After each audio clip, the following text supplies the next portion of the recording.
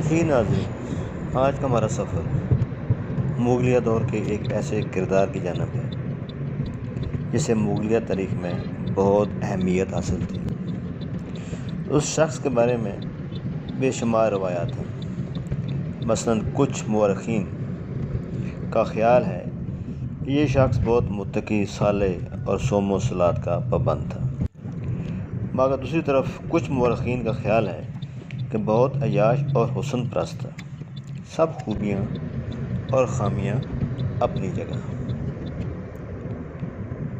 مگر غریبوں اور مساکین کا بہت خیال رکھنے والا تھا، خدا ترس تھا اور بہت ہی نیک شخص تھا۔ اب بھی لوگ اس کے مزار پر یا مقبرے پر منتیں ماننے کے لیے آتے ہیں۔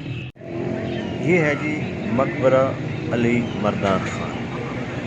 اس مقبرے تک پہنچنے کے لیے ہمیں carriage and wagon shop, Mughalpura, Pakistan railway کی ورکشاپ میں ایک لمبا راستہ جو تقریباً 400 میٹر طویل ہے کراس کر کے مزار تک یا اس کے مقبرے تک پہنچنا پڑتا ہے۔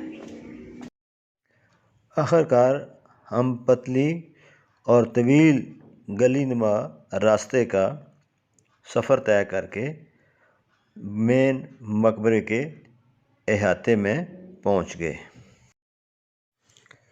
علی مردان خان کے مقبرے پر خوش آمدید۔ علی مردان خان کا مغل بادشاہ شاہ جہان کے دربار میں بہت اثر و رسوخ تھا اور اسے امیر الامراء کا خطاب دیا گیا تھا۔ مغلیہ دربار میں آنے سے پہلے یہ ایران کے صفوی سلطنت کے شاہ تھمسپ کے دربار میں امیر تھا اور صوبہ قندھار کا گورنر تھا۔ علی مردان خان کے باپ کا نام گنج علی خان تھا، جو کہ کردوں کے قبیلے سے تھا اور یہ کرمان کا حاکم تھا۔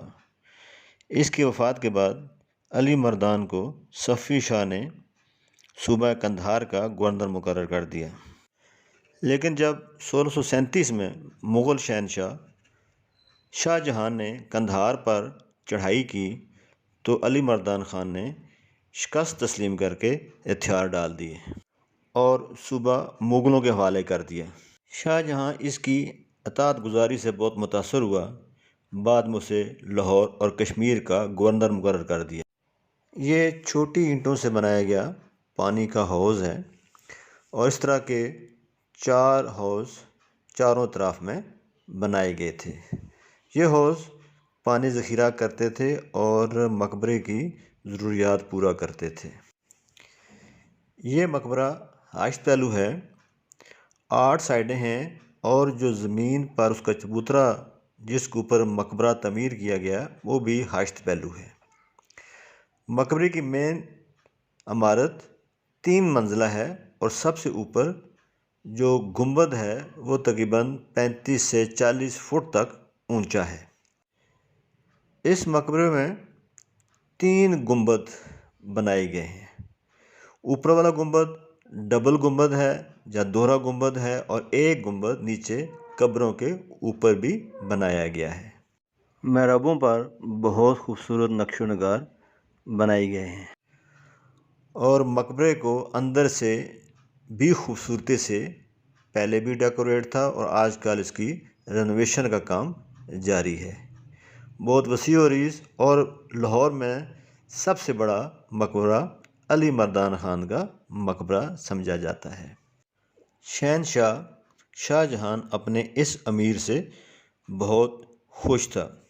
پہلے مرحلے میں اسے کشمیر کا گورنر، اس کے بعد اسے لاہور کا گورنر یا صوبے دار بنایا اور ایک دفعہ کابل کا بھی گورنر مقرر کیا۔ چلیں ناظرین، نیچے تہخانے میں چلتے ہیں جس میں بڑی خوبصورتی سے 3 قبریں بنائی گئی ہیں۔ درمیان میں تو علی مردان خان کی والدہ اور دائیں طرف علی مردان خان، جبکہ بائیں طرف کی قبر کے بارے میں ابھی تک کوئی حتمی رائے نہیں دی گئی، یہ کس کی قبر ہے؟ غور سے کتبے پر دیکھیں تو علی مردان خان اور اس کے والد کا نام لکھا ہوا آپ کو نظر آئے گا۔ اس جگہ پر بھی روشنی کا بہت خوبصورت اہتمام کیا گیا ہے اور قبروں کے اوپر بہت خوبصورت نقش و نگار سے مزین ایک مقبرہ بنایا گیا ہے۔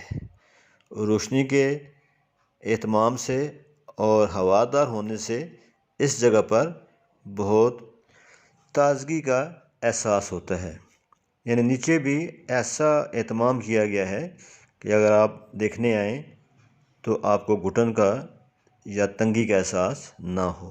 بہت خوبصورت مقبرہ نیچے بھی اندر سے ڈیکوریٹ کیا گیا ہے۔ یہ ہم مقبرے کی سیڑھیاں چڑھ کر اس کی دوسری منزل کی طرف جا رہے ہیں۔ وہی فن تعمیر، سیدھی سیڑھیاں اور مقبرہ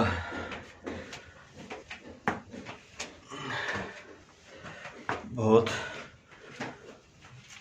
بلند ہے۔ 3 منزلہ بلند و بالا مقبرے کی ہم دوسری منزل پر پہنچ چکے ہیں۔ اس میں خوبصورت 8 محرابیں بنائی گئی تھیں اور درمیان میں ایک بہت خوبصورت ڈبل یعنی 2 تہوں والا گنبد بنایا گیا تھا۔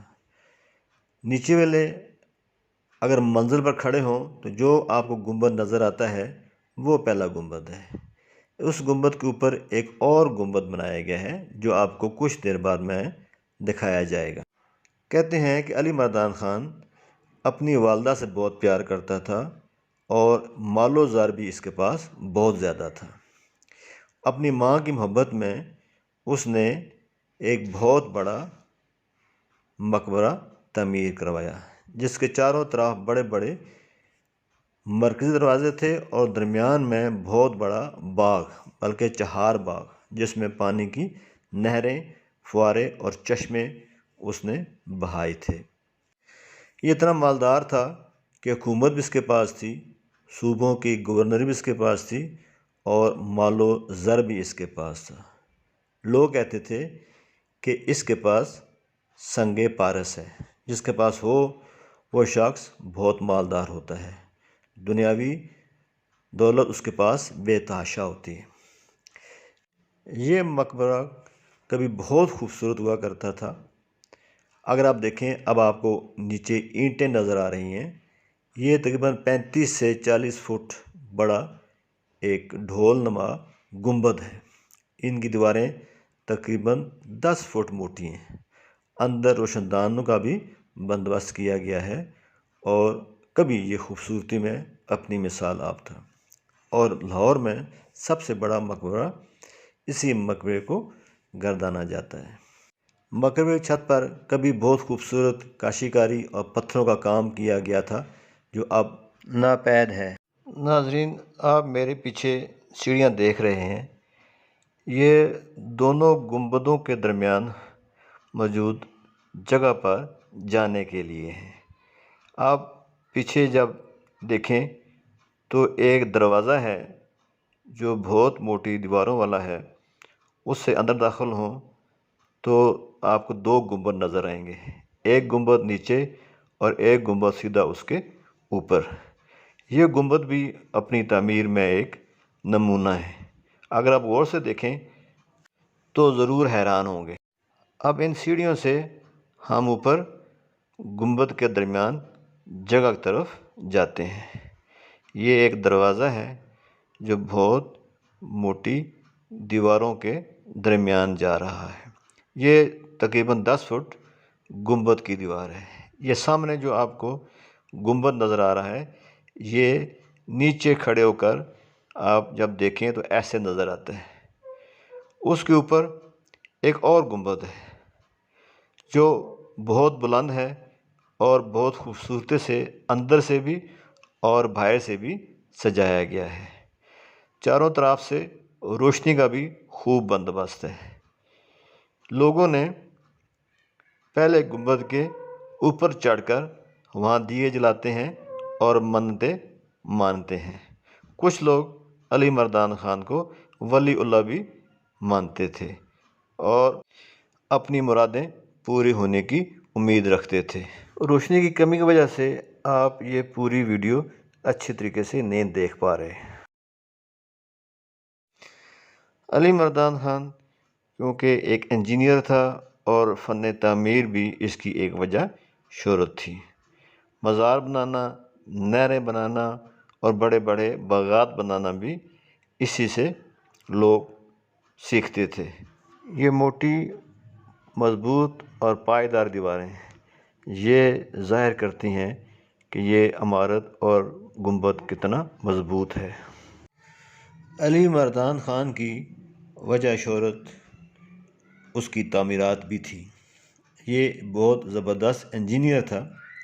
باغات اور عمارتیں بہت شوق سے بناتا تھا۔ اس نے کابل اور کشمیر میں نہریں بھی بنوائی۔ مادھوپور کے قریب جو نہر راوی سے نکل کر شالامار باغ کو سیراب کرتی تھی اسی نے بنوائی، اور نولکھا باغ اور شالامار باغ بنوانے میں بھی علی مردان کی کاریگری شامل تھی۔ یہ مقبرے کے مین گیٹ یا گیٹ وے کا وہ نظارہ ہے جو آپ مقبرے کی چھت سے کھڑے ہو کر دیکھ رہے ہیں۔ یہ گیٹ وے کی مین بلڈنگ ہے جس پر اب بھی سامنے کی طرف کاریگری نقش و نگار واضح نظر آ رہے ہیں۔ اس کے اندر بھی مرمت کا کام جاری ہے جو اس کی خوبصورتی بڑھائے گا، لیکن بدقسمتی سے اس جیسے 4 گیٹ وے میں سے یہ صرف ایک ہی گیٹ وے بچا ہے جو کہ بیرونی طرف سے اب بند ہو چکا ہے۔ آپ اندر کی طرف سے ہی اسے دیکھ سکتے ہیں۔ اندر رینوویشن کا کام زور و شور سے جاری ہے۔ مین گیٹ کی باہر سے انٹرنس اب بند ہو چکی ہے۔ جیسے گیٹ وے سے آپ اندر طرف داخل ہوتے ہیں تو مقبرے کا نظارہ کچھ اس طرح سے نظر آتا ہے۔ کہا جاتا ہے کہ ریلوے اسٹیشن کے پاس نولکھا باغ اور شالامار باغ علی مردان خان ہی کی ہاتھوں مکمل ہوا۔